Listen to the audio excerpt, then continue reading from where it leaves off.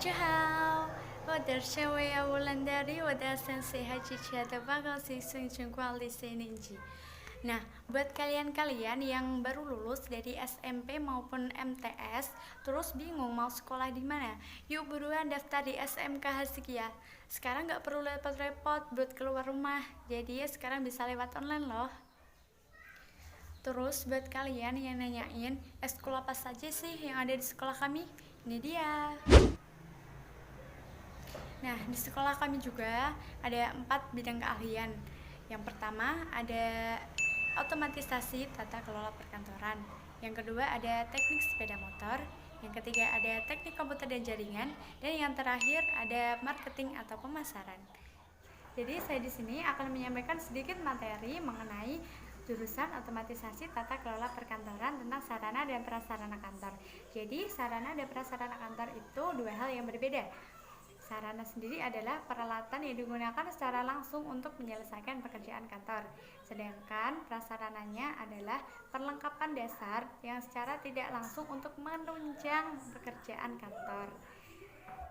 Jadi sarana dan prasarana meliputi 5 hal. Yang pertama ada peralatan dan perlengkapan kantor, yang kedua ada perabot kantor, yang ketiga ada mesin-mesin kantor, dan yang keempat ada pesawat kantor, yang terakhir yaitu interior kantor.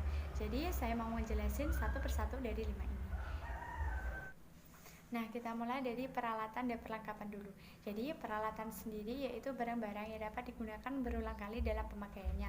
Contohnya stapler, gunting, penggaris, dan perforator. Terus perlengkapan sendiri yaitu barang-barang yang hanya sekali di dalam pemakaiannya. Contohnya penghapus, tinta, pensil, amplop, dan pulpen. Dari perabot kantor kita lanjut ke mesin-mesin kantor. Jadi mesin-mesin kantor adalah mesin yang digunakan untuk pekerjaan kantor dengan tujuan agar pekerjaan tersebut dapat terselesaikan dengan cepat. Contohnya mesin fotokopi, mesin scanner, mesin stensil, dan mesin tik. Dari mesin-mesin kantor kita lanjutkan ke pesawat kantor.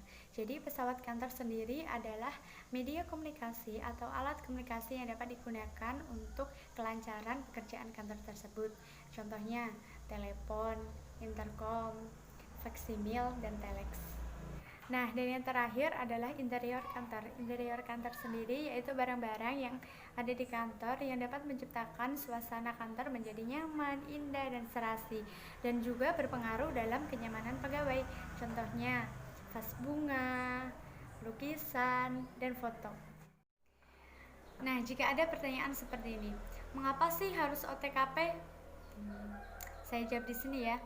Karena kalian di OTKP itu akan diajarkan banyak hal yang menyenangkan dan tentunya bermanfaat bagi kalian kuliah maupun kerja nantinya. Selain materi yang saya sampaikan sebelumnya, materi tadi, kalian juga di sini akan diajarkan bagaimana mengetik dengan 10 jari tanpa melihat keyboard dengan cepat dan benar. Jadi kalian nggak harus mengetik 11 jari lagi. Selain memakan waktu yang lama, kalian juga harus melihat mana huruf yang akan kalian ketik. Nah, dengan diajarkannya mengetik dengan 10 jari, kalian tidak harus melihat huruf apa yang akan kalian tuju. Cukup berlatih, maka lama-lama akan terbiasa. Kalian akan mengetik dengan cepat dan benar, tanpa melihat huruf di keyboard juga. Nah, yang kedua, pertanyaannya seperti ini. Apa sih manfaat dari jurusan ini? Wah, tentunya banyak sekali ya manfaatnya. Contohnya, kalian dapat tugas membuat makalah. Kalian sudah diajarkan di sekolah di jurusan OTKP untuk membuat makalah yang benar serta susunan-susunannya. Jadi kalian tidak perlu pergi ke toko buku untuk membeli buku panduan. So, kalian masih ragu untuk masuk di SMK Hasikia dan memilih jurusan OTKP? Di sini tuh enjoy and happy. Nah, sekian video dari saya, Sishe.